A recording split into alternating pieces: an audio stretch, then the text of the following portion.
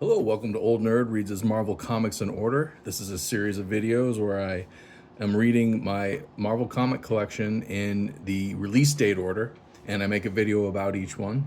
This is episode 67. This time I read Marvel Team Up number 51. But before I get too far into this, let's have some of this Maxwell House roast coffee. That's pretty good stuff. I've never had Maxwell House before, especially in a K-cup, I don't think. I've probably had it like the regular old coffee can way, but mostly I've had like Dunkin' Donuts, Tim Hortons, but I've never had Maxwell House in a K-cup, and it's actually quite good. I'm pretty happy with it. Anyway, back to the topic at hand. Marvel Team Up number 51, the November 1976 issue. My copy is probably very fine minus, I would say. It's got some spine ticks.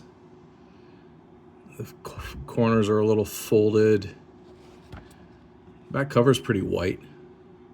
But it does have some slight damage up here. The worst thing about it, I think, is the yellowing of the pages.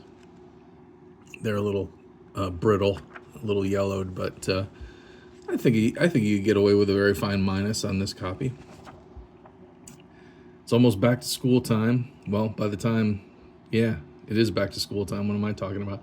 But back in 1976, you could have a bunch of Marvel characters on your Trapper Keeper and on your folders, and that would have been pretty cool back in those days. Of course, I was only 2 then, so I probably would have just eaten the paper or something.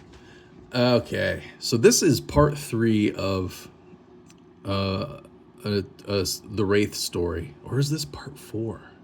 Starting number 48? Is this starting issue number 48 now? I can't remember. 48, 49, 50. So it was first guest starring Iron Man, then it guest starred Doctor Strange. Now it's Iron Man again. So maybe it's only 3 issues. Anyway, this is the last of this story arc about the Wraith. We've introduced Captain Jean DeWolf of the police, her brother Brian DeWolf, who is the Wraith, and her father, Joseph, is that his name? No, Philip DeWolf, who is the villain. He's controlling his son's comatose body. His son, who was a police officer, was shot in the line of duty, and it severed his spinal not a spinal column. I forget what it severed, but he had a bullet lodged in him, and he was able to control his powers through his mind, and that's how the Wraith worked. His father was like the puppet master. His father did not like the idea that his daughter was a captain of police. He thought a woman had no place in the police department, and he always wanted his son to be the captain of police. So he's got a beef against his daughter and vice versa. They don't like each other. But anyway, Spider-Man, Doctor Strange, and Iron Man all defeated these two last issue, and now they're having their day in court, which is a little silly. You don't think you would want to bring dangerous supervillains into court like this, even with Doctor Strange and Iron Man standing right over their shoulders, because as we'll see, it never ends well. And the creative team. Once again, it's Bill Mantlo is the author, Sal Buscema and Mike Esposito on the art, and Archie Goodwin is now the editor-in-chief. And let's proceed with the proceedings in the courtroom. J. Jonah Jameson's there. There's Spidey as Peter Parker. He's with JJJ. He's going to take some pictures for the Bugle. Here we've got a guest appearance by a defense attorney by the name of Emerson Bale. And it's noted here that he is the lawyer for the Champions, which was a super team that was popular for a very short time at this point in the 70s for Marvel. They didn't last real long, but they're still, I think, well regarded to this day by a lot of fans. here we have Doctor Strange looking very Vincent Price-ish again. Not totally, but I still think Mike. Oh man, Sal Buscema. I'm sorry, Sal Buscema was using Vincent Price as his model for Doctor Strange. But I mean, if you take the white sideburns away, it could be Tony Stark, as far as I'm concerned. And we got a little guest spot by Matt Murdock. He's phoning in. And Peter, he's not going to be part of JJJ's smear campaign. He wants pictures of everybody, the family drama, and all the lives that are ruined. He wants good pictures of that for the Bugle, and Peter tells him to stuff it. Unfortunately, JJJ doesn't know how to work a camera. And here we go. Chaos ensues because Philip DeWolf is able to control one of the SHIELD agents who's running the machinery that's blocking him from being able to control his son's body. So he's able to take control of this technician. The technician pulls the plug, and here we go. Chaos ensues. He's able to regain control of the Wraith, his son Brian.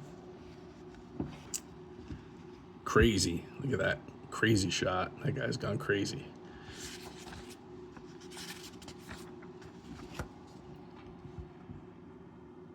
And we're going to have a big melee. The Wraith is causing everyone to feel like they're in pain, even though it's all in their heads, because that's the way the Wraith's power works. He's able to get in their minds and convince them that reality isn't what it really is, so they all think that they're in pain. But since he didn't know that Spidey was there, Spidey's able to jump in without being under the Wraith's power and put a stop to things. Here we got a guest appearance by Nick Fury. We learn that with the asterisk that they met back in Marvel Team Up number 13, Spidey and Nick Fury did. I don't have that issue. My Marvel Team Up collection doesn't go back quite that far, so I don't know what the story is that they're talking about.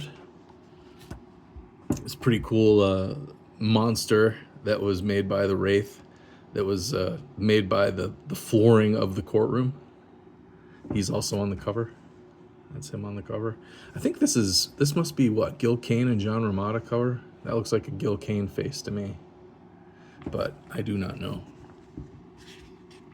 So we're fighting the floor monster. Jameson is getting called out for not taking pictures by the court guards.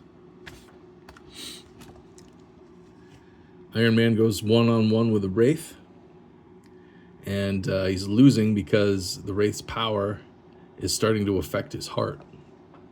And everybody knows that Iron Man, Tony Stark, has a bad heart. J. Jonah Jameson's trying to take photos. He pushes the wrong button and lets the film out of the camera. This reminds me, this artwork, all of a sudden, like Sal Buscema's artwork for the last few episodes that I've done of this series, he's drawn Captain America, he's drawn a bunch of Marvel Team Up, he's done a bunch of stuff. But this issue, for some reason, and especially this sequence right here, makes me think of his late 1980s and 90s work on Spectacular Spider-Man. I don't know why. It just looks more like I remember Sal Buscema from reading that when I was younger. But anyway, the letters page, they're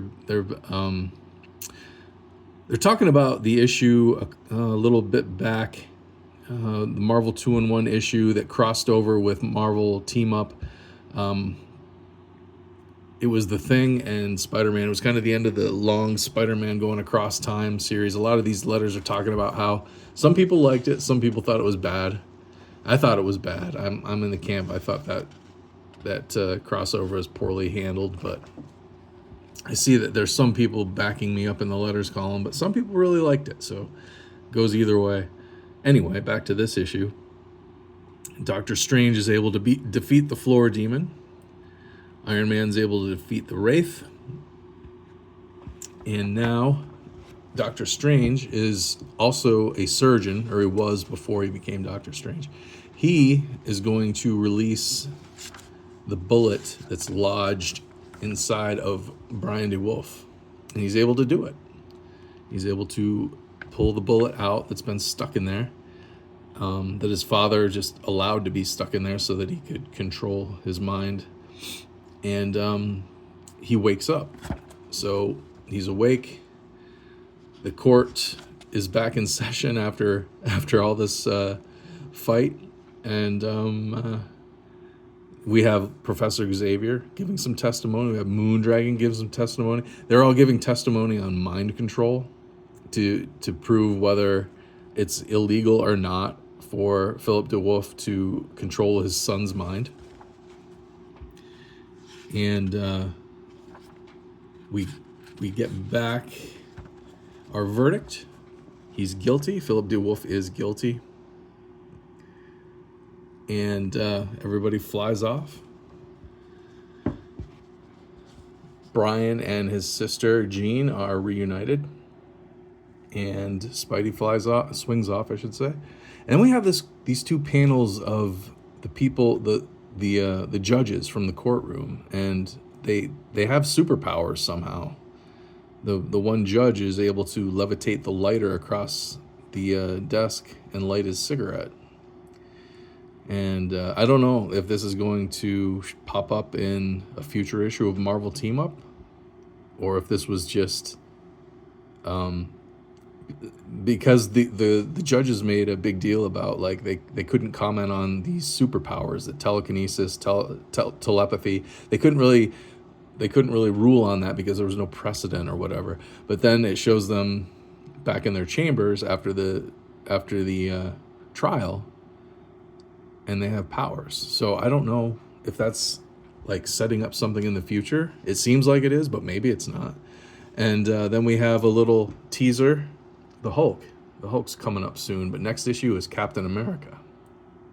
And back here on the letters page, the next issue blurb says that Jerry Conway is coming back as a writer for a one-shot next issue with Captain America, but then Mantlo will be back after that with the Hulk, the X-Men, and Wood God. And I think is that where John Byrne starts drawing these? I can't remember right now, but we'll see soon. But anyway, that's Marvel Team Up number 51 from 1976. If anybody out there has any juicy details or info about this issue or this time of Marvel Comics, please comment down below. Stick around for more videos as I go through my Marvel Comics collection and read them in release date order. I appreciate you watching. Please like, share, and subscribe, and I'll see you next time.